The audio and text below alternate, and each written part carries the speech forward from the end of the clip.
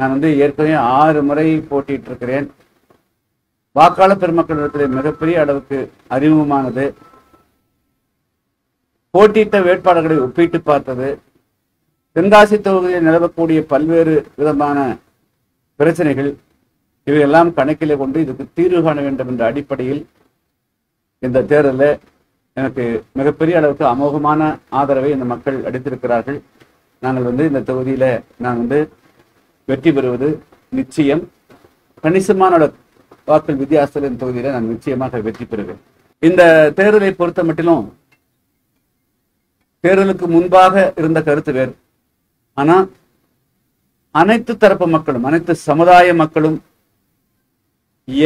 அதாவது எல்லோருமே மனப்பூர்வமாக, சதவீதங்கள் வேண்டுமென்றால் வித்தியாசம் இருக்கலாம் தவிர எல்லோருமே ஆதரித்தார்கள், எல்லோருமே வாக்களித்தார்கள். அப்படிங்கிறதுதான் இந்த தொகுதியினுடைய சிறப்பம்சம்.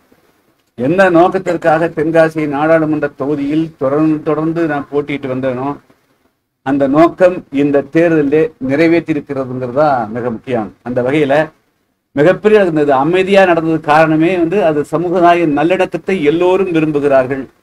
இந்த தொகுதி வளர்ச்சி அடைய வேண்டும் என்பது எல்லோருடைய நோக்கமாக இருந்திருக்கிறது. அந்த வகையில் அதாவது இந்த தொகுதியினுடைய அனைத்து சமுதாய பெரியோர்களுக்கும் மக்களுக்கும், அதாவது அனைத்து மத மக்களுக்கும், அனைத்து சமுதாய மக்களுக்கும் என்னுடைய நன்றியை மீண்டும் தெரிவித்துக் கொள்ள விரும்புகிறேன்.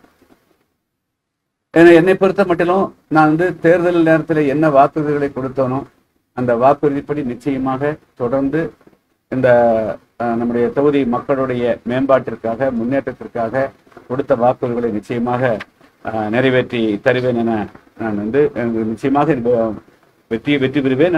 அதுக்கு பிறகு நான் நிச்சயமாக அந்த தொகுதி மக்களுக்கு கொடுத்த வாக்குறுதியின்படி நடந்து கொள்வேன் என்பதையும் இந்த நேரத்திலே நான் சொல்லிக்கொள்ள விரும்புகிறேன். இதுல இன்னொரு முக்கியமான அம்சம், நான் தொடர்ந்து அரசியல்ல வாக்காளர்களுக்கு பணம் கொடுத்து வாக்கு வாங்குகின்ற கலாச்சாரம் போக வேண்டும். அது தமிழ் சமுதாயத்தில் எப்படியோ வேரூன்றி விட்டது.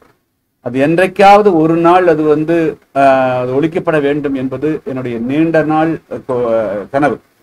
என்று சொன்னால், ஒரு சரியான மக்களுடைய பிரதிகள் சரியாக பணியாற்ற வேண்டும் என்று சொன்னால், அவர்கள் எந்த விதமான நெருக்கடிகளுக்கும் ஆளாகாமல் பணியாற்ற வேண்டும் என்று சொன்னால், அவர்கள் பல கோடி ரூபாயை தேர்தலுக்காகவே செலவழித்து விட்ட பிறகு, அவர்கள் கடனாளிகள் ஆன பிறகு அவர்களால் மக்கள் தொண்டை சரியாக ஆற்ற முடியாது.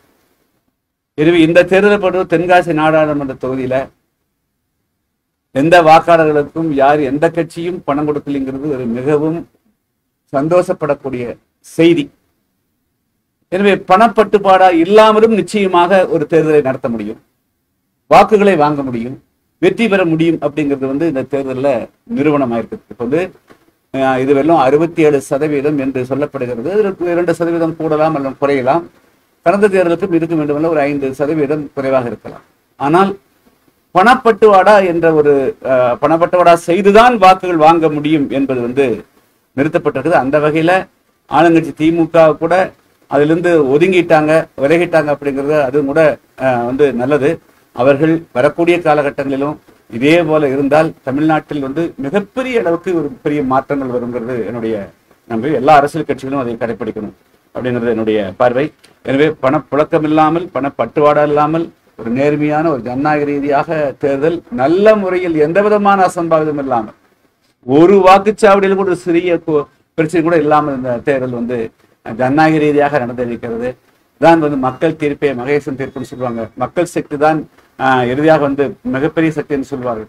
எனவே மக்கள் சக்தி இந்த ஜனநாயகத்தில் ரொம்ப நாளைக்கு பிறகு வேட்பாளருடைய தகுதியை பார்த்து தேர்ந்தெடுக்கக்கூடிய ஒரு சூழல் உருவாக்கிறது. இந்த நிலை தொடர வேண்டும். இதுதான் நீண்ட நாளாக நான் விரும்பியதான். ஒவ்வொரு வாக்காளருடைய அடையாள அட்டைகளாக ஆதார வாக்காளரோட பதிவு செய்யணும், இணைக்கணும்னு சொல்றாங்க.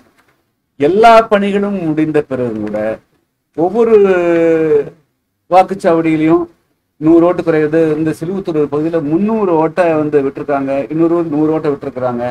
ஸோ இதெல்லாம் எப்படி நடக்குதுன்னு தெரியல. அப்போ 70%, 30% மேல அது ஒன்று இறந்தவர்களுடைய லிஸ்ட் இருக்குது, அல்லது வாக்காளர் தகுதி இல்லாத லிஸ்ட் இருக்குது. ஸோ இதையெல்லாம் வரக்கூடிய காலகட்டங்கள் இல்லாவது இது சரி செய்யணுங்கிறது தான் அது. அதிகாரியுடைய கவனக்குறைவா, அப்படிங்கிறது எப்படி நடக்குதுன்னு தெரியல. இறுதிக்கட்ட வேட்பாளர் பட்டியல ரிலீஸ் பண்றாங்க. சரி, ஒவ்வொரு ஓட்டருடைய தன்னுடைய கடமையா அது தன்னுடைய பேர் இருக்கா இல்லையான்னு செக்அப் பண்ண முடியும். இது வந்துங்க இப்போ இங்கிருந்து செக்கப் பண்ணும். ஒரு வாக்காளர் கேரளாவுக்கு வேலைக்கு போறாங்க, ஒருத்தர் திருப்பூருக்கு வேலைக்கு போறாங்க, ஒருத்தர் சென்னை போறாங்க, பாம்பே போறாங்க, ஒருத்தர் தொடர்ந்து எங்க தினம் மூவ் பண்ணிட்டு இருக்க வேண்டியிருக்கும். இதே வேலையை அவங்க பார்க்க முடியாது. அதை செய்ய அதுக்கென்று ஒரு பெரிய பல்லாயிரக்கணக்கான கோடி ரூபாய் தேர்தல் ஆணையத்துக்கு இந்திய அரசு ஒதுக்குது, மாநில அரசு ஒதுக்குது. இதுக்கென்று அதிகாரிகள் இருக்கிறார்கள். அவர்கள் தான் அதை செய்ய வேண்டிய கடமைப்படும். போன்லையும் கூட தொடரப்படலாம். அதாவது ஊர்ல என்ன 30% இல்லைன்னா ஒரு 300 பேர்கிட்ட ஒரு நாளைக்கு 50 பேர்கிட்ட போன் பண்ணா கூட 5 நாள் முடிச்சிடலாம்ல, 60 முடிச்சிடலாம்ல. ஏன்னா தேர்தல் அதிகாரிகள் தான் அதை கவனிக்கணுங்க. ஒரு வாக்காளர் அதே வேலையை பார்த்துக்க முடியாது. பார்த்தவர்கள் அது டெலிட் பண்ண என்ன, அதான பிரச்சனை. அவங்க செக்அப் பண்ணிக்கிறாங்க, அதுக்கு பிறகு திடீர்னு பார்த்தா அடிஷனல் லிஸ்ட் போட்டாங்க, அந்த லிஸ்ட்ல இருக்கிறது.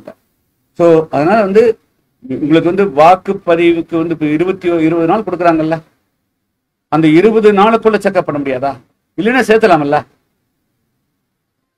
அதனால இது தேர்தல் ஆணையம், தேர்தல் நடத்தக்கூடிய அலுவலர்கள் அவர்கள் இதில் கூடுதலா கவனம் செலுத்தணுங்கிறது தான் என்னுடைய வேண்டு.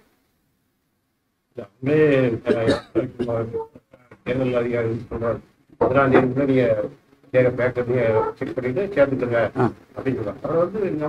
சார் 300 பேரை எப்படி சார் ஒரு ஆளுனா நீங்க சொல்லலாம், 300 பேர் லெஃப்ட் அவுட், 100 பேர் லெஃப்ட் அவுட், 50 பேர் ஒரு ஊருக்கு எப்படின்னா இது எப்படி சார் சரியா கண்டுக்க? அது அப்ப எங்கேயோ தப்பு தான் பாக்குறேன். ஒரு ஆளுன்னா நீங்க சரி இவர் கவனக்குறையா விட்டாருன்னு சொல்லலாம். 300 பேருக்கு அது அவங்க தான் பொறுப்பேற்றுக்கணும். அது வாக்காளர் பெருமக்களை குற்றம் சொல்லக்கூடாது. இருக்கலாம் இல்ல, அதாவது இப்ப இப்ப தேர்தல் முடிஞ்சு போச்சு. வரக்கூடிய சட்டமன்ற தேர்தலுக்கு முன்பாக அதாவது இது 100க்கு 100 முழு சரியான பட்டியலை தேர்தல் ஆணையம் தயார் பண்ணுங்கிறது தான் என்னுடைய விருப்பம்.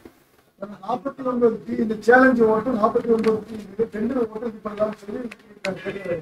ஆனா எந்த வாக்குச்சாவடியிலையும் அந்த வாக்குகளை ஏற்றுக்கொள்ள அதிகாரிகள் மாற்றிருக்கிறாங்க. ஏன்னா அவங்களுக்கு போதிய இல்ல இன்ஸ்ட்ரக்ஷன் இல்ல. ஆமா, இந்த கடைகளில் 100 ஓட்டு மேல கடைகளில் போடுறதுக்கு அந்த சேலஞ்ச் ஓட்டுகள் வெயிட் பண்ணி பண்ணுங்க இல்ல. அதான் 49 தானதுங்க.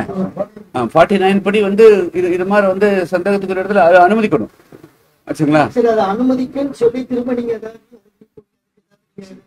சரி, இங்க பாருங்க. அதாவது 20 வருஷத்துக்கு முன்பாகவே 1999 நாடாளுமன்ற தேர்தல் முடிஞ்ச பிறகு நான் தான் இங்கிருந்து டெல்லிக்கு போயிங்க எத்தனை சதவீதம் லெஃப்ட் அவுட் அப்படின்னு சொல்லி அவங்க என்ன செய்யறாங்க, கீழே கிராஸ் ரூட் லெவல்ல ஸ்டேஷன் போலீஸ் ஆபீசர்னு ஒருத்தர் போடுறாங்க. அவங்க சத்துணவு அமைப்பாளரோ அங்கன்வாடியா இருக்கிறாங்க. அது பத்தாது. அது ரெவென்யூ, அதாவது வில்லேஜ் ஆபீசர் லெவல்ல பெர்மனண்டா ஒரு கண்டிப்பா கான்ஸ்டன்டா இந்த வாக்காளர் பட்டியல சேர்க்கறத நீக்கிறதுக்கே ஒரு தனி அதிகாரி பெர்மனண்டா எத்தனையோ இருக்கிறாங்க. ஒவ்வொரு பூத்துக்கு அல்லது ஒரு 10 பூத்து 20 பூத்துக்கு ஒரு ஆளை கண்டிப்பா நியமனம் செய்யணுங்க. அப்படி இருந்தா தான் இது சரி பண்ண முடியும். அப்ப எந்த விதத்துல சரி, அவன் கடைசி உங்களுக்கு போலிங் டேட் வருதுங்களா, அதுக்கு ஒரு 5 நாளைக்கு முதல்ல கூட நீங்க ஃபிக்ஸ் பண்ணலாம். அன்னைக்கும் கூட ஃபிக்ஸ் பண்ணலாம். அன்னைக்கு முதல் நாள் கூட கொடுக்கணுங்க. வாக்கு போடுறதான் 100க்கு 100 சொல்றீங்க. 100க்கு 100 வாக்காளர் பட்டியல இல்லைன்னா எப்படி சேர்க்க முடியும்? தகுதியான வாக்காளர் சேர்க்க சொல்றீங்க, சேர்க்க மட்டும் அது என்ன குற்றம்? அதனால தேர்தல் ஆணையம் இன்னும் இதை நெறிமுறைப்படுத்தணும்.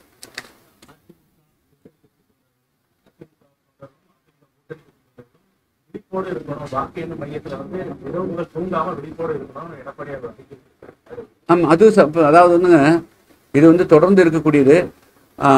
அது வழக்கமாக எந்த தவறுகளும் இப்போ இவிஎம் மிஷின் வச்சுக்கிற இடத்துல எந்த விதம் தவறு நடக்கக்கூடாதுங்கிறதுக்காக அடுத்து 45 நாள் இருக்குது. இது ஒரு தேர்தலுக்கு இந்த தேர்தலுக்கு இடைவெளி இருக்கிற மாதிரி இருக்குது ஆச்சுங்களா. அதனால அந்த நேரத்தில் நாங்களும் அதுக்கு தகுந்த மாதிரி பாதுகாப்பு போட்டுருவோம். இதெல்லாம் அதிகபட்சம் 1 வாரம் இருக்கும், 10 days இருக்கும், 45 days மிகப்பெரிய ரிஸ்க் தான். இருந்தாலும் கூட அவர் சொன்னது சரியானது, நியாயமானது. அந்த அடிப்படையில் நாங்களும் தென்காசியில் எங்கே இவிஎம் மிஷின் வைக்கிறாங்களோ அங்கே பாதுகாப்பு கொடுப்போம்.